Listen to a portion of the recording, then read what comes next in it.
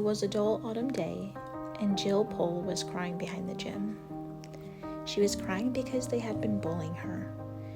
This is not going to be a school story, so I shall say as little as possible about Jill's school, which is not a pleasant subject.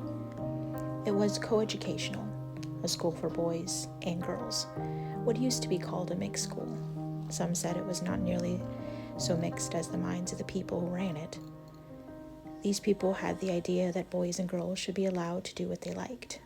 And unfortunately, what 10 or 15 of the biggest boys and girls liked best was bullying the others. All sorts of things, horrid things, went on, which at an ordinary school would have been found out and stopped in half a term. But at this school, they weren't. Or even if they were, the people who did them were not expelled or punished. The head said they were interesting psychological cases and sent for them and talked to them for hours. And if they knew the right sort of things to say to the head, the main result was that you become rather a favorite than otherwise. That was why Jill Pole was crying, out on the dull autumn day, on the damp little patch which runs between the back of the gym and the shrubbery. And she hadn't nearly finished her cry when a boy came around the corner of the gym whistling. With his hands in his pocket, he nearly ran into her. "Can't you look where you're going?" Jill said. "All right," said the boy. "You needn't start." And then he noticed her face. "I say, Pole," he said. "What's up?" Jill only made faces, the sort you make when you're trying to say something, but find that if you speak, you'll start crying again. "It's them, I suppose, as usual," said the boy, grimly digging his hands further into his pockets. Jill nodded. There was no need for her to say anything, even if she could have said it. They both knew. "Now look here," said the boy. "There's no good, us all." He meant well, but he did talk rather like someone beginning a lecture. Jill suddenly flew into a temper, which is quite a likely thing to happen if you have been interrupted in a cry. "Oh, go away and mind your own business," she said. "No one asked you to come barging in, did they? And you're a nice person to start telling us what we ought to do, aren't you? I suppose we ought to spend our time sucking up to them and currying favor and dancing attendance on them like you do?" "Oh, Lord," said the boy, sitting down on the grassy bank at the edge of the shrubbery and very quickly getting up again because the grass was soaking wet. His name, unfortunately, was Euston's Scrub, but he wasn't a bad sort. "Pole," he said, "that isn't fair. I haven't been doing anything of the sort this term.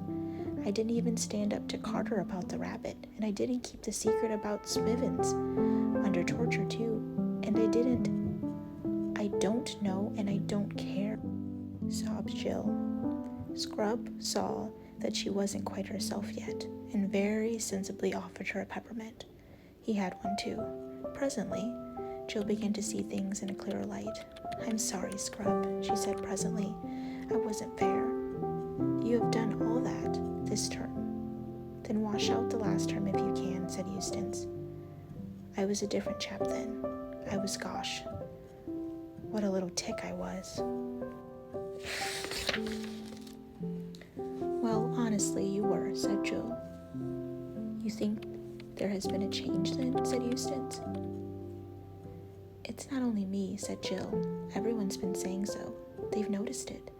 Eleanor Blackenstein heard Adelia Pennefather talking about it in our changing room yesterday. She said someone's got a hold of that Scrub kid. He's quite unmanageable this term. We shall have to attend to him next." Euston gave a shudder. Everyone at Experiment House knew what it was like being attended to by them. Both children were quiet for a moment. The drops dripped off their little leaves. "Why were you so different last term?" said Jill presently. "A lot of queer things happened to me in the holes," said Euston mysteriously. "What sort of things?" asked Jill. Euston didn't say anything for quite a long time. Then he said, "Look here, Pole. You and I hate this place about as much as anybody can hate anything, don't we?" "I know I do," said Jill. "Then I rather think I can trust you." "Damn good of you," said Jill. "Yes, But this is really terrific sacred pull, I say. You are good at believing things. I mean things that everyone here would laugh at. I've never had the chance, said Jill, but I think I would be. Could you believe me if I said I'd been right out of the world, outside this world, last holes? I wouldn't know what you meant.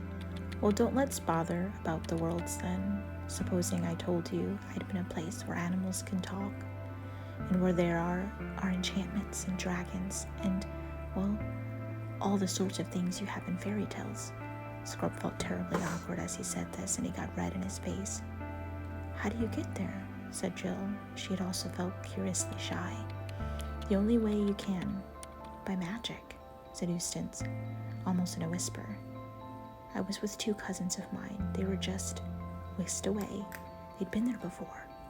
Now that we're talking in whispers, Jill somehow felt easier to believe. Then suddenly a horrible suspicion came over her, and she said, so fiercely that for a moment she looked like a tigress, if I find you've been pulling my leg, I'll never speak to you again. Never, never, never. I'm not, said Euston. I swear I'm not. I swear. By everything. When I was at school, one would have said, I swear by the Bible, but Bibles were not encouraged at the experiment house. All right, said Jill. I'll believe you. And tell anybody. What do you take me for? They were very excited as they said this, but when they had said it, Jill looked around and saw the dull autumn sky and heard it drip off the leaves, and thought of all the hopelessness of the experiment house.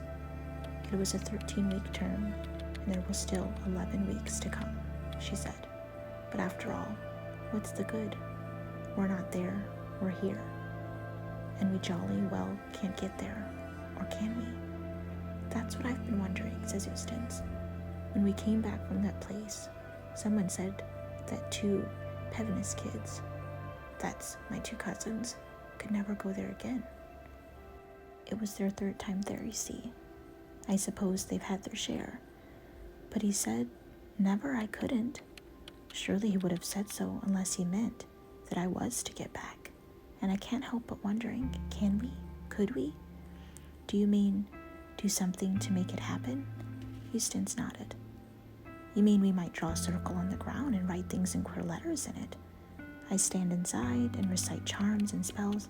Well, says Euston, after he had thought hard for a bit, I believe that the sort of thing I was thinking of, though I never did it. But now that it comes to a point, I have an idea that those circles and things are rather not. I don't think he'd like them. It would look as if we thought we could make him do things, but really, we can only ask him. Who is this person you keep talking about? They call him Aslan. In that place, said Euston. What a curious name. Not half so as curious as he, said Euston solemnly. But let's get on. It can't do any harm just asking. Let's stand side by side like this, and we'll hold out our arms in front of us, with palms down, like they did in Ramadu's Island. Whose island? I'll tell you about that another time. And he might like us to face the east. Let's see, where is the east? I don't know, said Jill. It's an extraordinary thing about girls that they never know the points of a compass, said Euston. You don't know either, said Jill indignantly.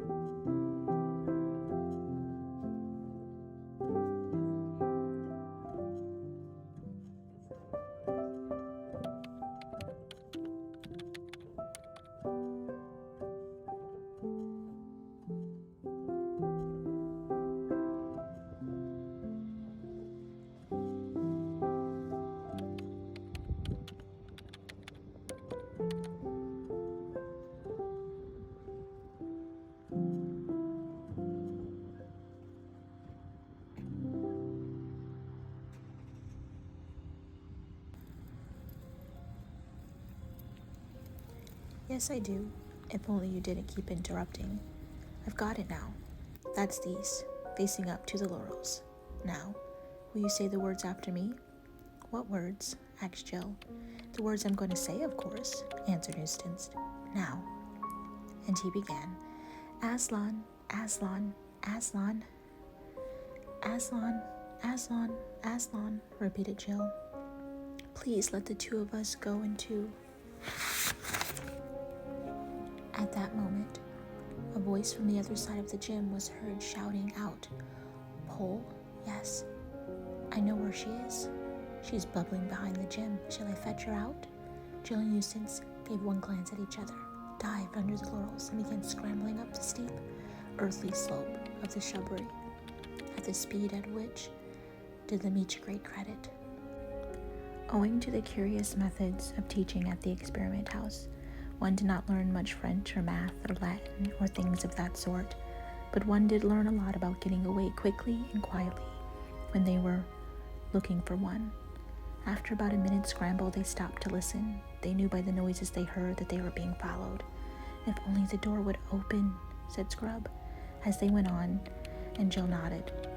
For at the top of the shrubbery was a high stone wall, and in that wall was a door by which one could get out into the open moor.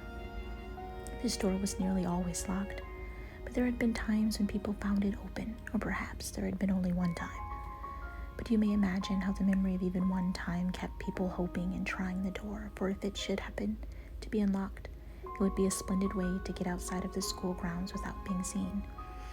Jill and Euston, now both very hot and grubby from the going along, bent almost doubled under the laurels, panted up to the wall, and there was the door, shut as usual.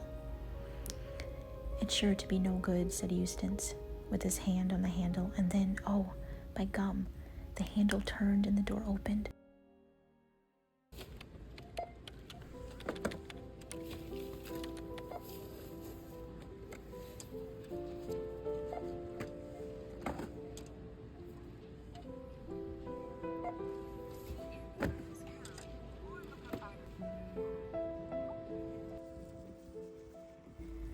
A moment before, both of them had meant to get through the doorway in double quick time, if by any chance the door was not locked. But when the door actually opened, they both stood shock still, for what they saw was quite different from what they had expected. They had expected to see the gray, heathery slope of the moor going up to join the dull autumn sky. Instead, a blaze of sunshine met them. It poured through the doorway, as the light of a June day pours into the garage when you open the door. It made the drops of water on the grass glitter like beads and showed up the dirtiness of Jill's tear-stained face. And the sunlight was coming from what certainly did look like a different world. What they could see of it. They saw smooth turf, smoother and brighter than Jill had ever seen before, and blue sky, and darting to and fro things so bright they might have been jewels or huge butterflies. Although she had been longing for something like this, Jill felt frightened. She looked at Scrub's face and saw that he was frightened too. Come on, Pole, he said in a breathless voice. Can we get back? Is it safe? Asked Jill. At that moment, a voice shouted from behind the mean, spiteful little voice. Now then, Pole, it squeaked. Everyone knows you're there. Down you come. It was the sound of Edith Jackal, not one of them herself, but one of the other hanger-ons and tail-breakers. Quick, said Scrub, here, hold hands, we mustn't get separated. And before she quite knew what was happening, he had grabbed her hand, pulled her through the door of the school grounds, out of England, out of our world, into that place. I am so very glad that you guys clicked on this video today, something a little different from my channel, but I thought it would be nice to change things up a little bit. But yes, here's the book haul. So I got Along Came a Spider by James Patterson. I saw a fellow booktuber here on YouTube named Joyce, and she read this book, did a whole vlog on it, and I loved it, so I had to grab a copy. And that was from the Brown's Family Bookstore today. Then I also got Not the Girl You Marry. It's like a romance. I'm not sure if it's written by a male or a female, but I want to read more things written by males just to get their perspective.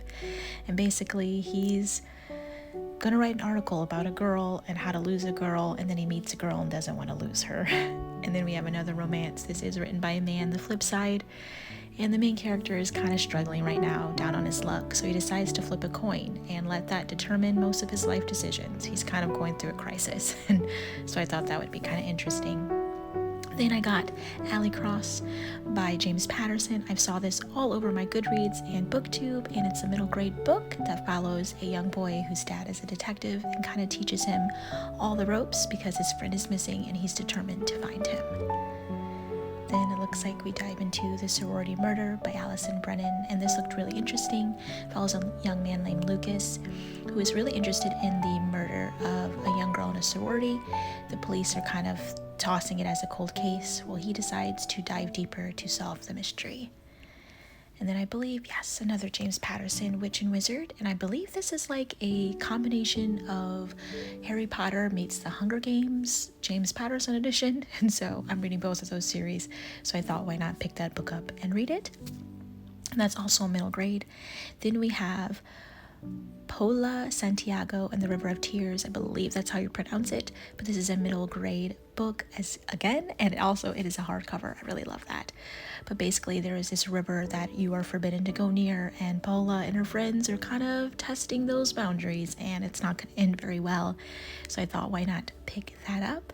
Then this book I'm super excited about. It is Beauty and the Beast Lost in a Book, and this is like another side story, I guess you could say, off of the main story. So basically there is a book inside of the Beast library that is intriguing Belle, and she grabs it and she kind of gets sucked in.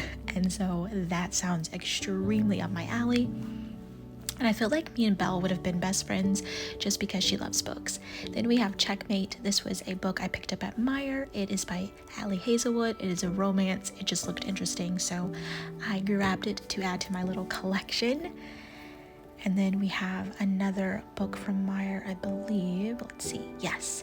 What Happens After Midnight. This is a YA mystery, like romance, high school students, love triangle kind of moment. And so I thought, why not grab that? I don't know. It just seemed interesting enough. And then we have here, yes, The Inheritance Games. You guys have been recommending this to me so much. I have not read it, so I thought, why not pick up the first book in the series and give it a shot and see kind of if I can jump on that bandwagon. We'll see. And then the next books here, I've already hauled them kind of, but I wanted to do it a proper way. So this is the last book in the Hunger Games series. I got the first 3 books. I've already read the first book, first time reading the series. And if you haven't already, I'll link the reading vlog of book number 1 down below. I'm super excited. I love it. And so I thought, why not grab the last book? I'm assuming the last book or the most recent book that's been written. And then while I was at the library, I also was able to get the night shift because my library has book sales all year round, and then like these special book sales, you know, every now and again. I was able to snag this for $4, a perfect hardcover. I feel like this has been on my TBR for a while and it seemed interesting, so I grabbed it. I think I was most excited about purchasing a book, so that's why I bought it. So hopefully I like it. Then lastly, we have Divine Rivals, and this has been a book that I've been wanting to read for a while. This is by Rebecca Ross. I saw a fellow book Instagrammer actually talk about this book, so I knew I had to grab it, but I believe it's like a little bit of a romance, obviously enemies to lovers. I can't remember too much of it, but it's going to be great and I can't wait to read it. And yeah, this is basically going to conclude the book haul and today's video. I really do hope that you enjoyed it, and if it brought you any form of joy, let me know. Do not forget to give the video a thumbs up and hit your notification bell and subscribe to the YouTube channel and join the Bookish Fam. Then every time I post, you'll be notified, and I'll catch you guys all in my very next one. Bye, friends.